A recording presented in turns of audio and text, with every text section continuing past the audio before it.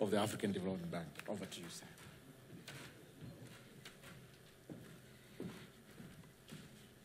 Good morning, bonjour, and bon dias. I think that's the three major African languages, and assalamu alaikum. Firstly, welcome to all the delegates, and in particular, my fellow South African, who's chair of the AU Commission, Dr. Dlamini Zuma. Welcome back home. To the president of the African Development Bank, Dr. Kaberuka, thanks for using South Africa as your venue.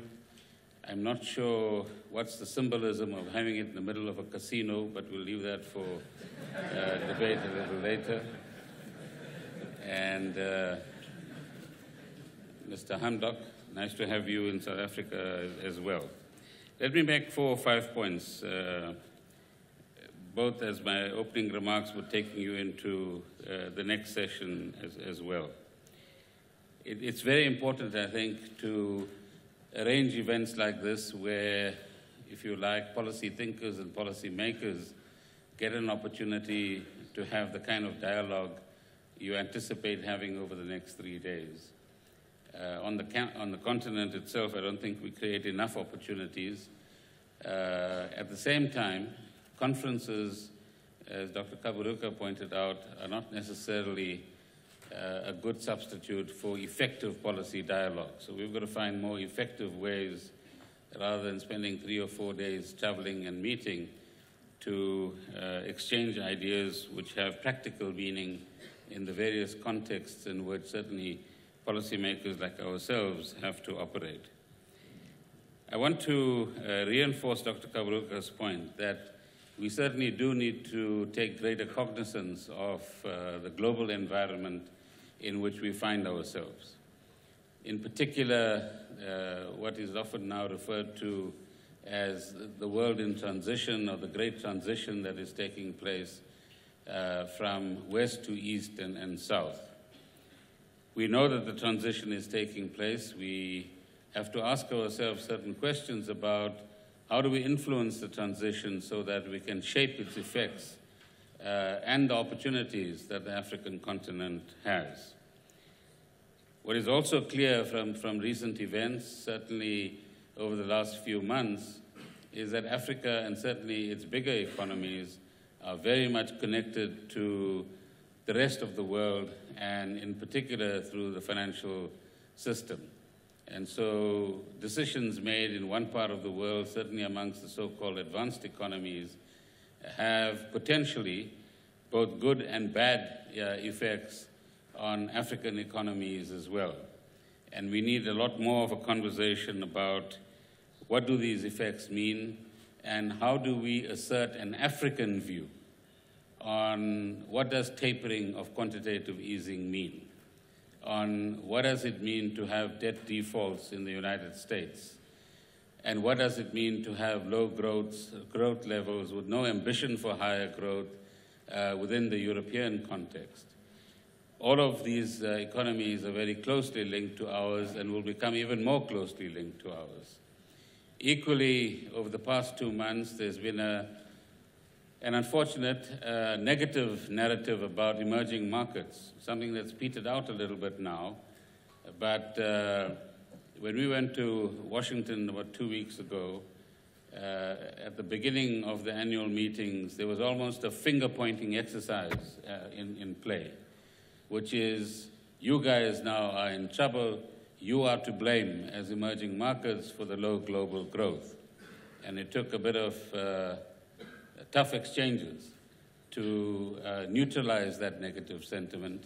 And what all of that means, ladies and gentlemen, is that we need to reflect a bit more on what does it mean for Africa to be a policy taker, as it seems to be at this point in time, as opposed to a policy maker. And how do we influence global policy?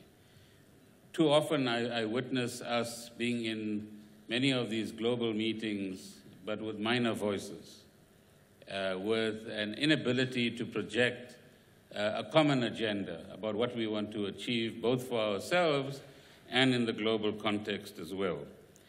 So that's the first area, which is food for thought, if you like, for our conversations and your conversations in the next few days.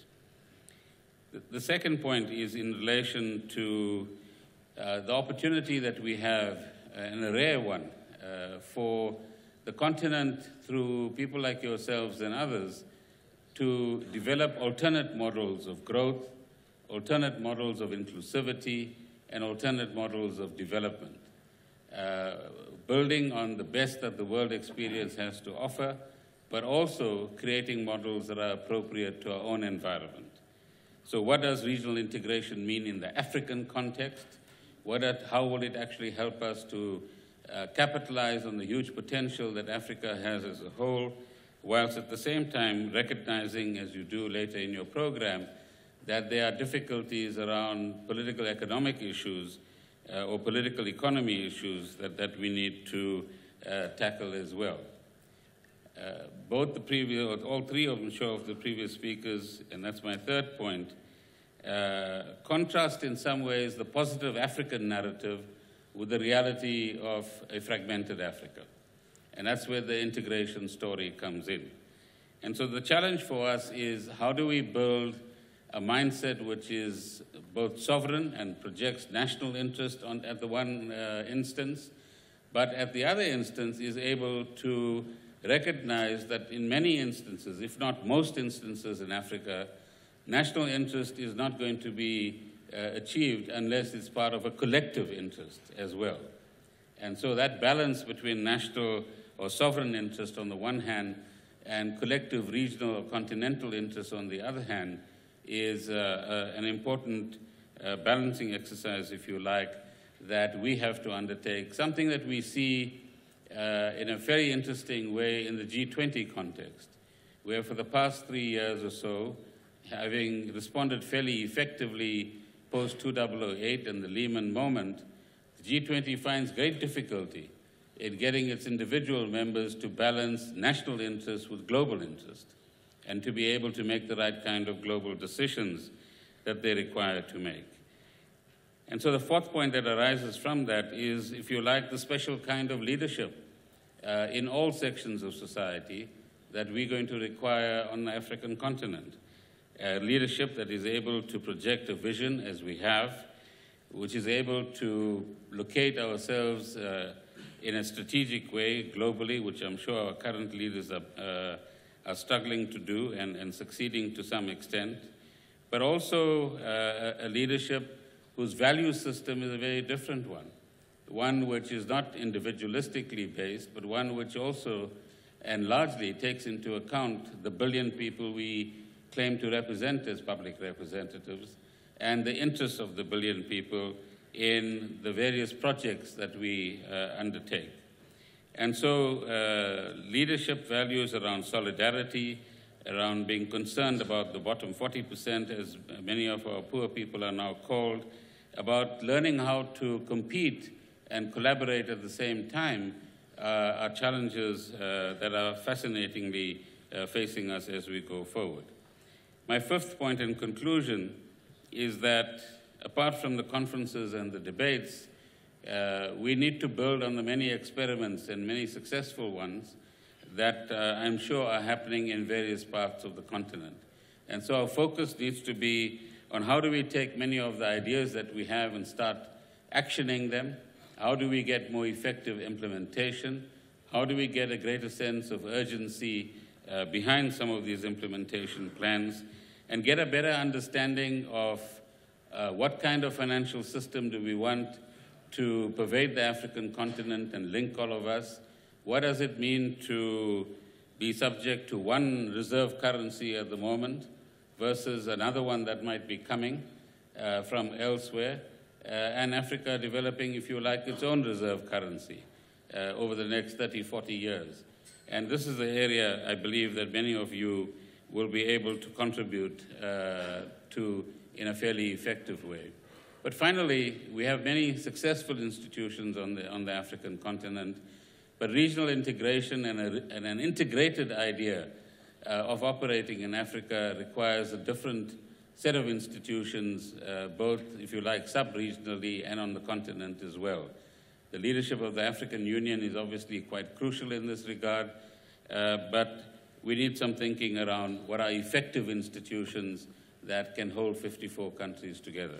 So I wish you a successful conference, and I hope you enjoy South Africa, and please spend our money so that we can get the demand side of the economy going. Thank you very much.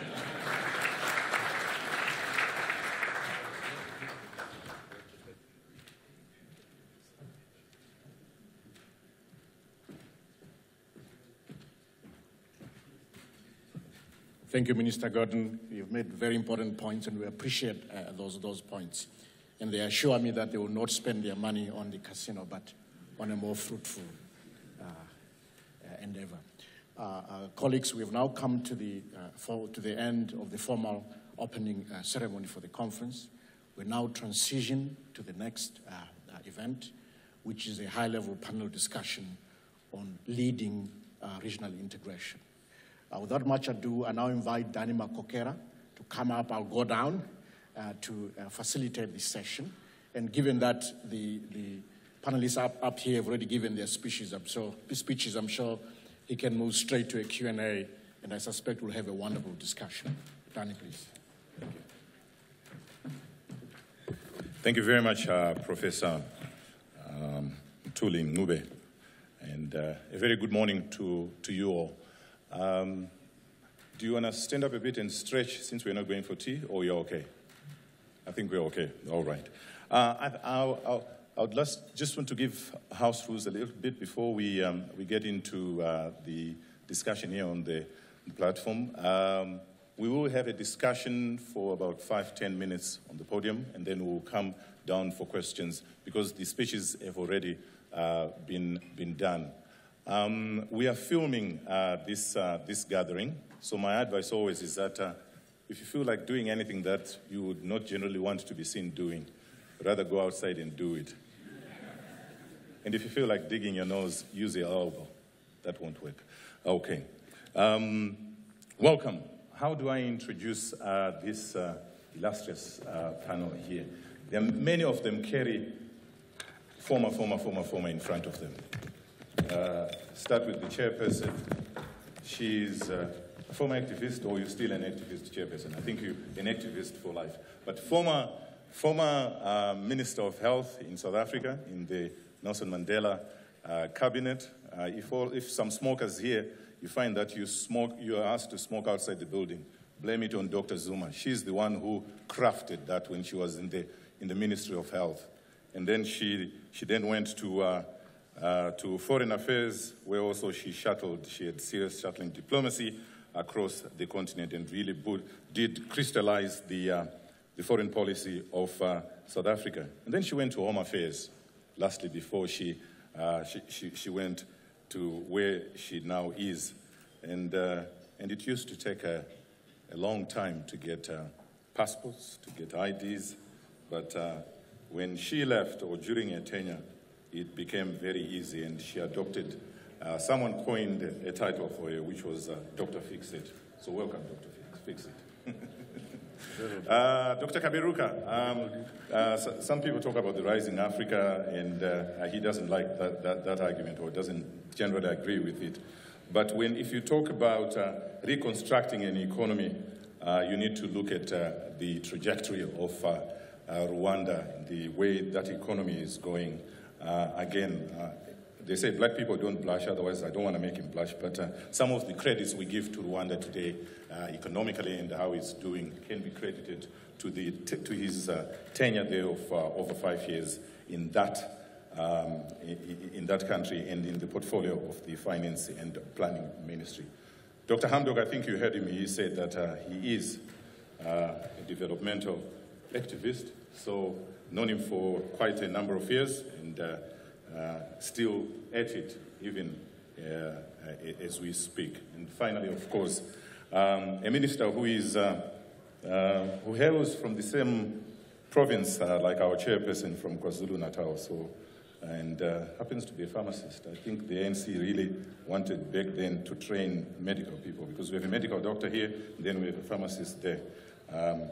but known these days for really calling for cutting, if you want, the frills, especially for those in government. He has just done his midterm budget report. And many, I think, I've seen the tweets, Minister, and I've seen also some of the comments.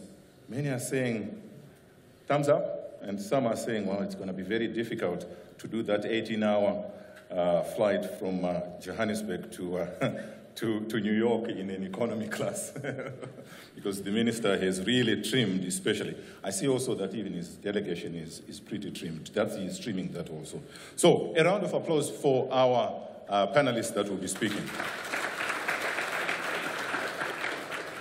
Some people ask and say, why do you say a round of applause? They haven't really done much. I take a leaf out of the people who give the Nobel Peace Prize. They gave President Obama one before he even started his term. It was just pressure to make sure that we expect more from you. So we expect more from them. Maybe we go straight into the questions. Chairperson, Dr. Kaberuka said that the debate has been won, the debate of whether we need to integrate. So why are we talking about it? Why are we not? Oh, sorry, apologies. Why are we not implementing? What is the problem? I think we're not talking about it in a theoretical way. We're talking about it in terms of what needs to be done. As I said, if we look at institutions of learning, they need to harmonize their courses, their curricula, so that whether I'm studying in Egypt or in Djibouti or in South Africa, it's the same. So that's implementation. That's not debating whether there should be integration or not.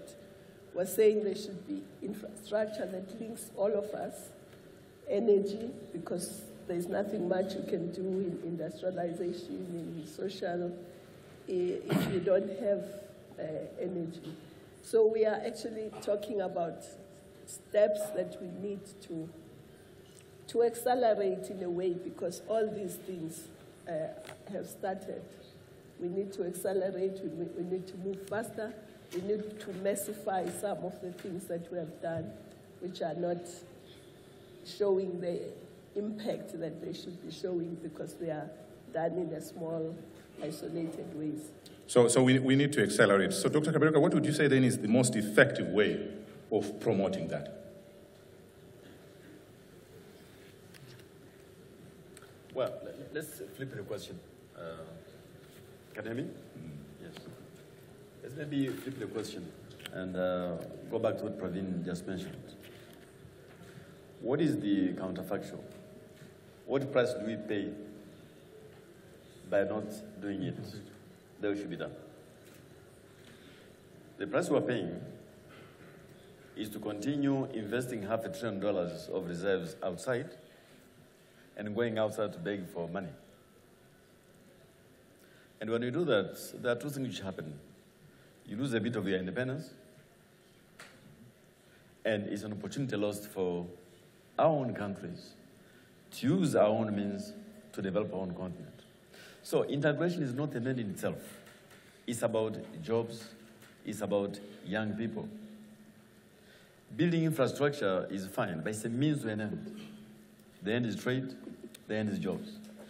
So every day we delay, as Mary used to say, it costs us quite enormously, and I think we need to have a strategic impatience over some of these issues.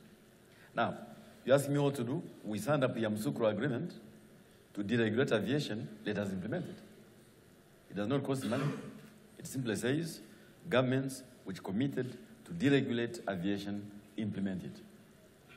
Now, some things you have to do are difficult, like removing subsidies on energy so that power producers can, in the neighboring country, can invest and sell you power. That takes a bit of time. We are realists, we understand.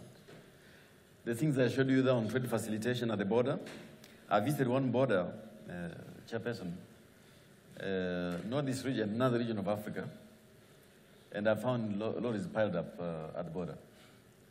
Highway, fantastic.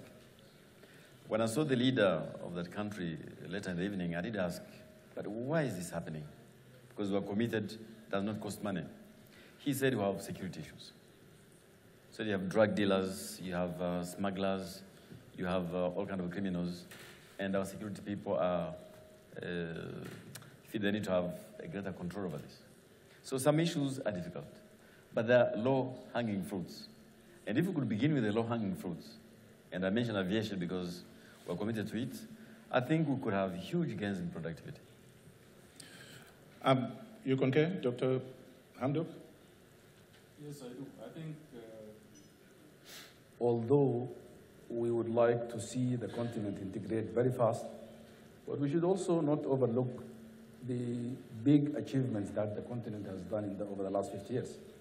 But should we always rest on that? I get to hear this at many conferences, that let's not forget the gains that have happened. But they say there's no hurry in Africa, maybe that's why we are behind. What do we need to do then to speed this up? Well, I guess one thing we need to really maybe recall is the way this continent mobilized itself through the struggle against colonialism collectively. That spirit, we lost it over the last 50 years. We liberated the continent and comfortably went back hiding behind our national flags. I think that solidarity spirit, and that oneness and Africanness and the Pan-Africanism that delivered that huge achievement, we need to move and then maybe rekindle that spirit to take the continent forward. We need to move forward and rekindle that spirit, Minister Pravin. And I think you mentioned also a special kind of leadership. Dr. Hamdok says that, well, maybe we have lost the drive that we had in liberating ourselves. So special kind of leadership is what you think might probably propel us into it? Yeah, I take a more optimistic view. I think there's excellent signs of leadership in different parts of Africa. What we need is probably more pilots where we can actually say, here's a success story. After 3 years or 5 years, we've either built a dam or the highway that Dr. Kaberuka was showing us. So, and now we need success stories around regional projects which connect different countries rather than country-based projects. We're not going to get it all happening all over the continent immediately, but if you can show half a dozen success stories in the next 5 years, that will begin to propel us in the right kind of direction. And there are many leaders, I'm sure Dr. Dlamini Zuma will agree, who constitute, if you like, now a critical mass on the continent, who could begin to give us opportunities for these pilots to concretize some of our ideas and hopefully achieve the kind of solidarity that Dr. Hamdok is talking about. Indeed. So projects, hard infrastructure projects will help us to go forward. Dr. Kaberuka, you work in this sphere where you do those trans-border projects. Is it easy, first of all, to do that? Is it really working? Is it at times difficult once that project starts to go across another country when you're working from one country? How is it, I suppose is my question, easy to do? But why do you want to be easy? I mean, it doesn't have to be easy. So maybe it will move forward if it's easy. No, it doesn't have to be easy. So that's the first thing, I think. But also I do agree with my two colleagues that maybe we should not underestimate the achievements so far. I was looking at the numbers for the East African community. Since they came together in the customs union, you have got increase in trade of 50%. That's a huge gains in productivity. So I think that much has been done. It is not easy. Now, to do infrastructure between countries, as I say, highways, that can be done. We have just completed a highway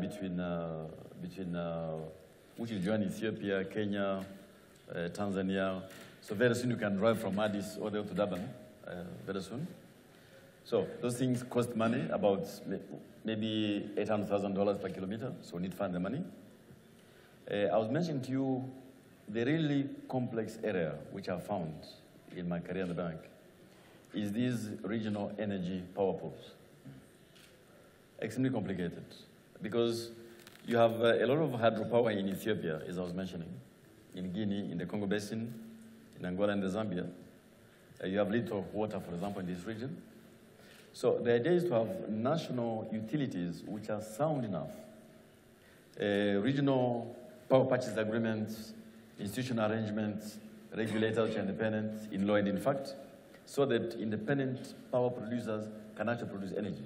The reason we're not doing INGA is delayed. Because people mention INGA all the time. Engineers know how to do those things. I'm certain that financing can be mounted. It's not easy, but it can be done. But we need to figure out how to get these regional arrangements, institutional arrangements, which will make it easy for people to invest in that particular area because there's not enough money to go around, public money that is. So the reform of the power sector is what I found much more difficult because far too often national utilities are giving subsidies, governments are not paying them back, and so many of them are in shambles, and that does not provide the security needed for investment. So that is what I found to be difficult, since you seem to like difficult things. Minister Pravin, the issue of regional integration, the chairperson outlined areas that it seemed to be working very well, and I think EAC and maybe ECOWAS, they've really become almost borderless. People and goods and services move. How have you found that in SADC? Easy or difficult? And at that point again. I think some things work well and others don't. So on the trade side, we have an FTA and the trade routes work well. I think we could do better in terms of a kind of seamless custom system, if you like, where we can have less time delays. I was going to say obstruction, but I'll withdraw that. So that's the one area. Secondly, on the financial side, there's a fair amount of progress in terms of integration. Parts of SADC have a common monetary area, with the rand being the common, if you like, reserve currency. So that's progress as well. On the infrastructure side, there's a lot more work we could do. Some elements are in place, Trans-Kalahari Corridor, the Maputo Corridor.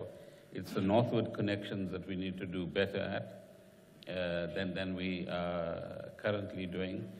We need to explore a lot more energetically the industrial linkages and attempt to create better value chains that different countries could fit into.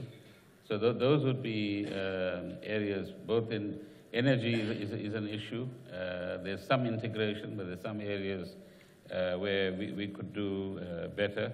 But the focus on industrialization and creating regional value chains would be two key areas that we need to focus upon. Chairperson, you also spoke about that we need to take the bull by its horns and maybe deal with the elephant in the room about the issue of harmonization of the RECs. Some would argue that has already started, and I think reducing them to about, I think 8.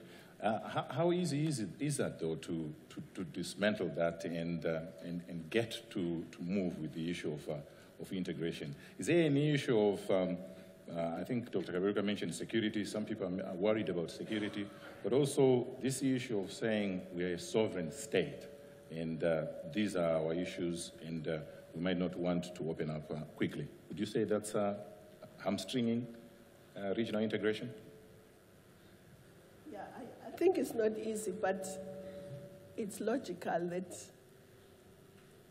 it doesn't make sense to have one REC that almost has the whole continent on it. You don't know whether you are trying to replicate another AU, which doesn't move in any direction because it overlaps with almost all other RECs, for instance. It doesn't make sense to have small RECs in the same region instead of them combining. In the AU, there are 5 regions. Simple: North, East, South, West, Central. Why can't we have regs in that configuration? I'll ask you, Chair, why can't we? That's precisely why I'm saying maybe we should really take the bull by its horns. And the reason is that people tend, especially at the heads of state level, tend to be polite to one another, and they don't want to talk about issues that might seem to be offending one or the other. Maybe it must be discussed at a level of ministers of finance and planning, where they could be more robust and not be too diplomatic. Maybe that's something that they should be looking at doing. Mm-hmm. Dr. Hamdok, you wanted to say something? No, I fully agree. I think it's an issue that needs to be discussed. But also, Daniel, I think there is a lot also happening in this area. Mm-hmm. The tripartite arrangement between SADC, COMESA, and East African Community is a step in the right direction, establishing the free trade area for the 3 RECs. This is also a huge building block, 26 countries coming together, over 500 million population and all that. And this can really pave the way for the continental free trade area. I think there is a small piece of news which was missed probably during the extraordinary summit, when the ministers of foreign affairs of East Africa, IGAD and the East African Community, met and started a discussion on how can they move this process of probably merging the two, IGAD and East African Community. It's a very interesting piece of news. I think our leaders are moving in the right direction in trying to address these issues. But as we all agree, there are things that are easy. I mean, putting the Shurundi border post between Zambia and Zimbabwe, it's a huge step, but it's easy to do. Unlike getting rid of issues that are bordering revenue, losses, and benefits, and all that. Sure. I want to come to Minister Pravin for a question, but I just want to say if there are now questions from the floor, please you just raise your hand and identify and mention whom you are directing your question to. Word of caution, succinct to the point, no addressing of the plenary, really. Minister Pravin, do you agree or that this discussion should go forward? And is it an issue really of finances? Is it do we have enough finances where we must belong in all these RECs and just feel very fragmented, and at the end of the day, nothing really seemed to move? Our more recent experience is that if you move ahead and concretize a project, you'll get the money, not the other way about. Right? So people often want to say, give me the money, then I'll think about a project. You need to reverse that. Show me a viable project and I'll find the money, should be the approach. And I think between the multilateral banks and other institutions that we have just on the African continent, there's enough funds for now to carry on and start many of these things that we actually want to do. So it's about, at the end of the day, I think it's a lot more about political will, some of which is developing. But there's another element that I don't hear too much about too often, and that's bureaucratic will. Are the bureaucrats on the African continent aligned with the kind of direction that we are talking about? Are they as determined as some of the senior policymakers are to promote integration, to remove obstacles, to be more comfortable with a problem solving as opposed to a problem creating environment? Because politicians can make all the decisions they like. It's the technocrats, if you like, that have to implement those decisions at the end of the day. And so that's another key element that I think if we get right, we'll be a lot more effective in getting things done.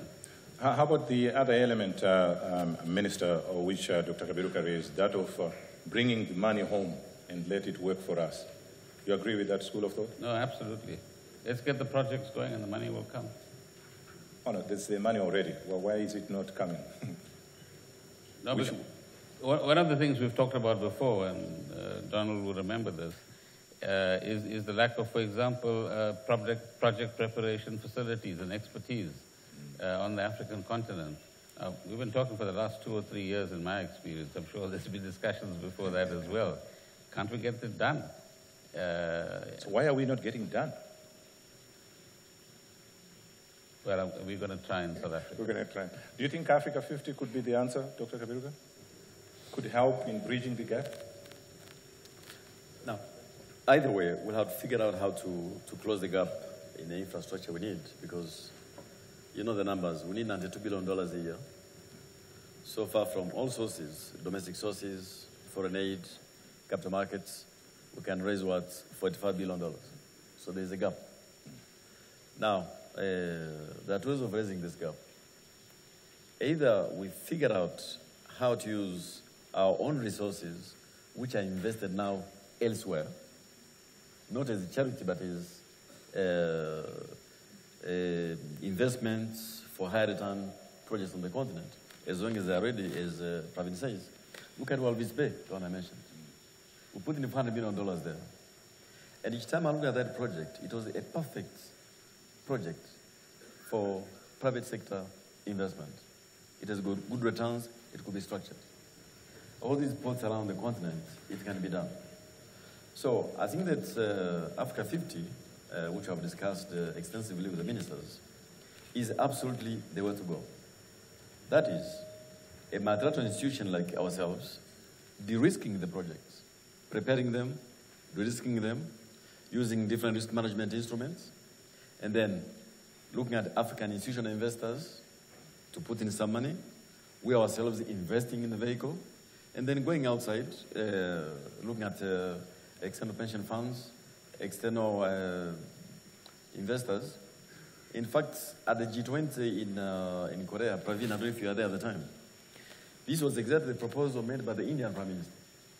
He said, there are high return projects on the African continent, so all these surpluses in the world, let's find out de-risking the project and investing. And this is the whole spirit of Africa 50. Chairperson, President Kaberuka has just mentioned the Indian example. But some people would say, surely we do have an example, especially from the Asian tigers, if you will, from that region, that there is cohesion in how they've become integrated. Do you think there are lessons to be learned from that type of region? Yes, I think there are lots of lessons to be learned, ranging from how they dealt with their infrastructure, but also, more importantly, their skills development, and also how they are funding their own organization. I mean, the African Union is not even funded by us. Every year we have to go with a begging bowl all over the place, and we are told there's money. So the money must start at home. And I think those are all the lessons. ASEAN is funded by the countries. You don't find ASEAN people every year going around begging for money. And yet we say we have $1 trillion invested outside the continent, making money for other people when we can't even find our own organization. So yes, I think there's lots of lessons to be learned. But also, we don't necessarily to transport what happened in Asia in lock, stock and barrel. We have our own experiences that we can build on. So a combination of learning from there, but also learning from our own experiences. Indeed, and maybe we could start by building our own buildings, Chairperson. Let's go to the questions. Yes, sir. Then I'll come. I see you say, but I want gender parity. Where is the lady? Is there a lady somewhere? Your question first. Whom are you directing to? Okay. Thank you very much, Mr. Moderator. My name is Patrick Osakwe, and I'm from UNCTAD in Geneva. I don't really have a question. I have just 2 comments. One is on the implementation of regional trade agreements, because as Dr. Kaberuka said during his opening remarks, he indicated that it's very important that African countries enhance implementation of the regional trade agreements if we want to make progress on regional integration. So the key question is, how do we do that? How do we ensure that African countries enhance the implementation of the agreements they've signed? Because Can I have one question first, then I'll come back to you. Yeah, so okay. how do we do that? So just what I wanted to, the information I wanted... Whom are you directing that question to? I'll come back to you. To all members of the panel. But I just want to indicate that where we had a report early this year at UNCTAD. It's on intra-African trade, and we did look at this issue of how to enhance implementation of regional trade agreements. And we have quite a number of actionable policy recommendations there. But I'll just highlight one, which is on the need to have a monitoring tool, just like the internal market scorecard that is used in the European Union. And what this does is it monitors the extent to which members have transcribed regional trade rules into national laws. So they compute this indicator, and if the African Union can adopt such a tool, it could be computed once every 2 years, and perhaps presented at the AU summit, and it puts pressure on members, to sort of do what they said they're going to do. Thank you very much. So that's a comment. Question? Thank you. My name is Aiden Eyakuze from Tanzania, a Society for International Development. I've got my questions are directed to President Kaberuka. First, to thank you for the institution's funding of two inter-regional projects, the Arusha, Namanga, Athi River Road, I think is an excellent project, and the new one from Himo to Voi to Taveta. Excellent. Two questions, though, on the East African issue. There are tensions within the East African community. Seems to be a coalition of the willing of three countries and isolating Tanzania, or Tanzania isolating itself. If you were to meet President Kikwete, what would your advice to him be? The second question is Uganda has invited neighbor governments to buy shares in the refinery that they want to build. The oil refinery that they want to build. Is this a good idea in your view? What examples do you have, or what should we be careful about if states are going to invest or buy shares in infrastructure projects in other states? Thank you. You directed that to Dr. Kaberuka, to Dr. right? Kaberuka, yes. Well, I'll have three questions, and then we'll come back to the podium for answers. Any question? Yeah, lady, for the change. Yes, ma'am. Merci. Could we have one question per person? Merci. Yeah, go ahead, please. Merci. Donc, mes questions s'adressent à M. Kaberuka et au ministre des Finances. D'abord, la première question, c'est par rapport à la stratégie de mobilisation de ressources internes ou de mutualisation des ressources. Est-ce qu'il existe une stratégie, d'autant plus que le ministre des Finances a annoncé qu'on n'a pas de problème de ressources, mais des problèmes peut-être de projets bancaires. Et la deuxième question, peut-être c'est à la banque, quelle est la stratégie pour accompagner les pays ou les organisations à mettre en place des projets bancables, l'élaboration de projets bancables, notamment dans les secteurs des infrastructures énergétiques et la sécurité alimentaire? Je vous remercie. Thank you.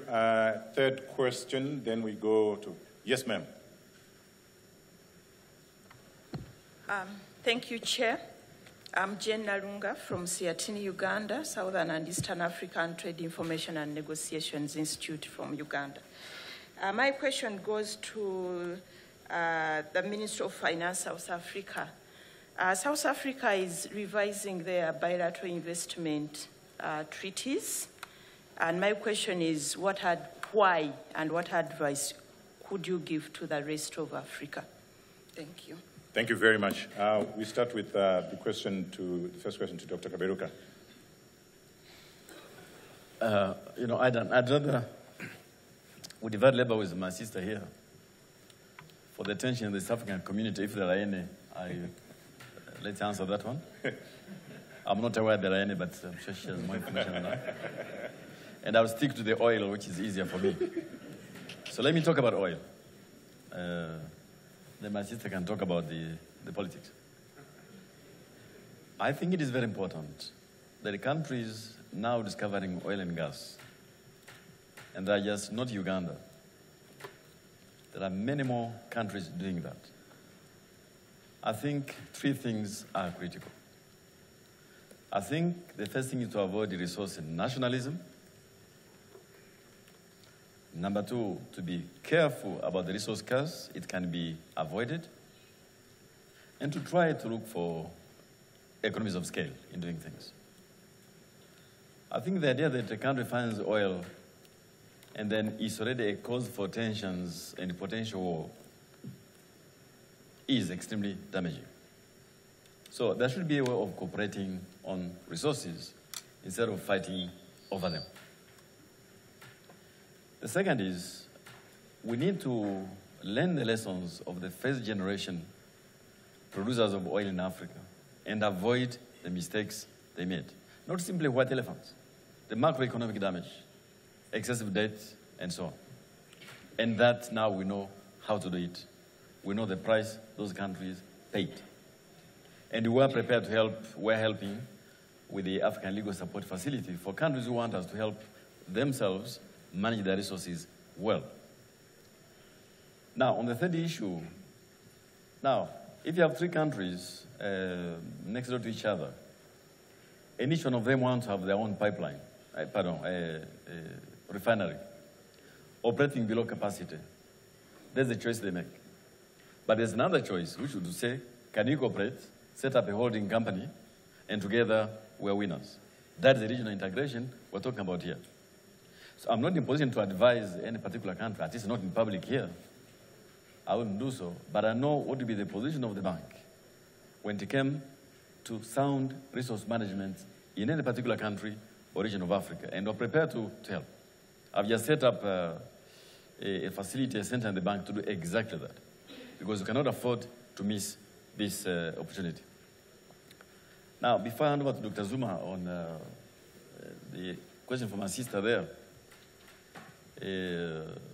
on the mobilization of resources, I think the first thing people should understand in this room is that actually African countries are not doing badly already in financing their development. Foreign aid, foreign resources in many countries are now a very small part of financing development. So the first place to begin is home. Better mobilization of domestic resources, as Praveen did in South Africa, it can be done. It can't be that a country is producing oil and the revenue to GDP ratio is 7%, 8%. Something just not wrong, not right. So you begin at home, ensuring that you do proper mobilization of resources. And by the way, spending it well as well. Number two, the mass way of intelligently engaging the capital markets, as some countries are doing already. And thirdly, sound use of natural resources. I repeat that. And finally, which of course we need to figure out how to do better now, is to ensure that countries who are not debt stressed, and there is an increasing number on the African continent, can access the hard windows of the African Development Bank and the IBRD. And we're working on that at this time. Thank you. Chairperson, you wanted to answer on whether a country is ostracized? No, the question was, what advice would you give to President Kikwete? My answer is, I would give it to him, not in the public. So I wouldn't give it here in the... If I had any advice, it would be better for him to hear it from us rather than from him to read it in the media. Thank you, Chair. Dr. Hamdok, I see you, you want to say something? Yeah, not on advising President, but I want to just respond to the Patrick Sakwe on the issue of monitoring trade agreements. In March this year, the Ministers of Finance conference in Abidjan deliberated on this issue and asked us to look into devising a monitoring tool. We were calling it, broadly speaking, indicators for regional integration assessment, which is also going to be quite a useful instrument in the sense that we will be able to track and assess implementation of regional integration instruments that are agreed to at the continental level and how they are implemented at the national level. I think that tool, once it is operational, it will help a great deal in tracking this. Thank you. There was a question for you, Minister. That was on investment treaties. It's not really my field, but part of the reason that there's a switch now from individual investment treaties to an investment act or piece of legislation is that many of these treaties were historically crafted some time ago with different kinds of balances in terms of whether they favor South Africa or the investor. Secondly, we're in a much more modern environment, so some of them required modernization. And thirdly, some of them were expiring. So what we have now is a proposed piece of legislation before our Parliament, which will create a transparent and predictable investment environment. And that is a piece of legislation that anybody else on the African continent should emulate as well, so that investors have certainty about the environment in which they are investing. Secondly, the rights of the investor and the rights of the investee country are also adequately protected through that piece of legislation. And then, of course, you're going to require, in some instances, some kind of mediation or arbitration mechanism to be built in as well. What that will do is to create a more certain environment, but more importantly, safeguard the returns to each of the African countries when these investments take place. Minister, thank you very much. And we have run out of time for this part of the discussion. We'll have to leave it here. A round of applause to our panelists. And to yourselves too. You clearly, after the discussion, I'm sure you'll agree with me that the first applause was in order, because it was quite a fruitful discussion. Because I think we've also learned lessons that you do not ask the luminary panelists here to advise presidents in public. We have to leave it there. Thank you very much. I'll call upon Dr. Mutuli Ngube to go further with the program. Thank you.